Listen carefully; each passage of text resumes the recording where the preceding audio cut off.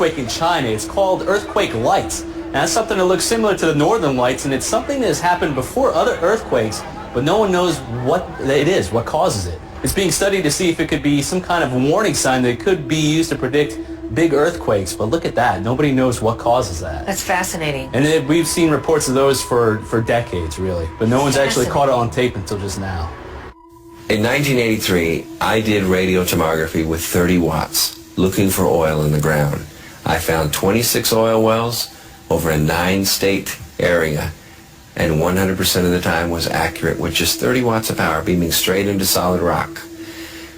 HARP uses 1 billion watts beamed straight into the ionosphere for experiments. Picture these strings on the piano as layers of the earth. Each one has its own frequency.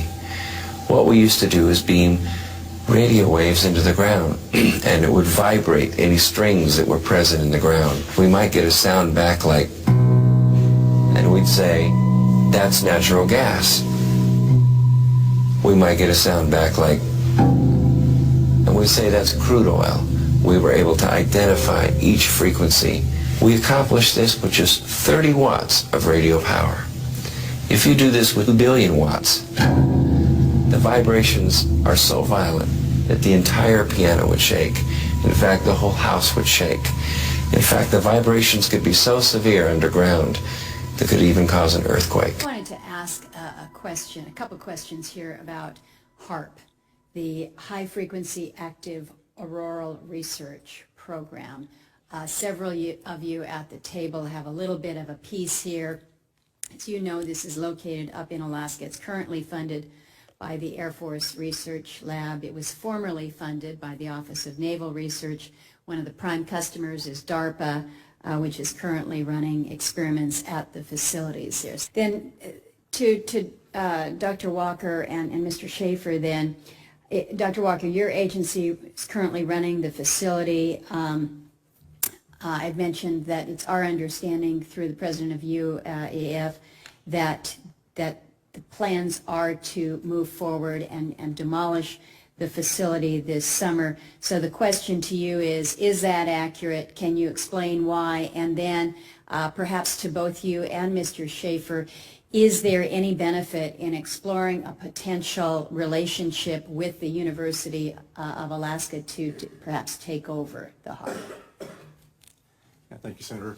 The Air Force has gotten great value out of HARP in the past.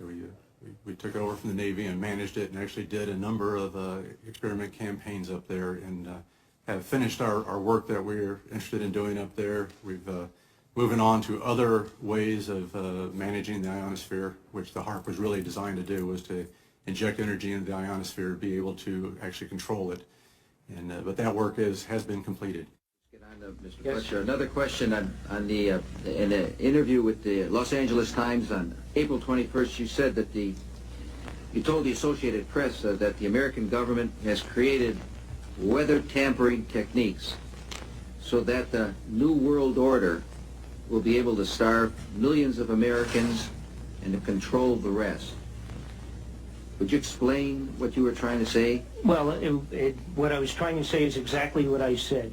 There is weather control techniques. We have a complete package on that, which I did not bring, but I certainly will see to it that it is brought in for the record. Number one, the entire patents on the equipment. Number two, Senator Claiborne Pell's complete statement and story of his own that not only does it exist, but that we even utilize it as far back as the Vietnam War. You might want to touch base with Senator Pell. I just want to repeat before I turn to... So yes, but we do have all that information. You're saying the government has created weather tampering techniques so that the, quote, New World Order will be able to starve millions of Americans... Worldwide.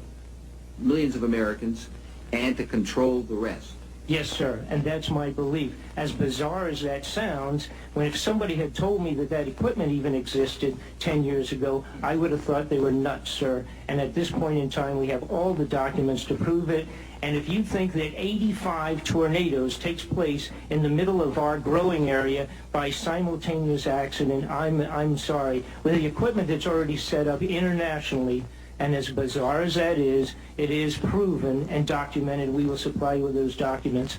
As bizarre as that is, I would say that weather wars, and this is quoting actually Senator Claiborne Pell himself, that they are the greatest weapon ever created in the world, and that's the Senator's own statement. So yes, I do stand on that. Thank you.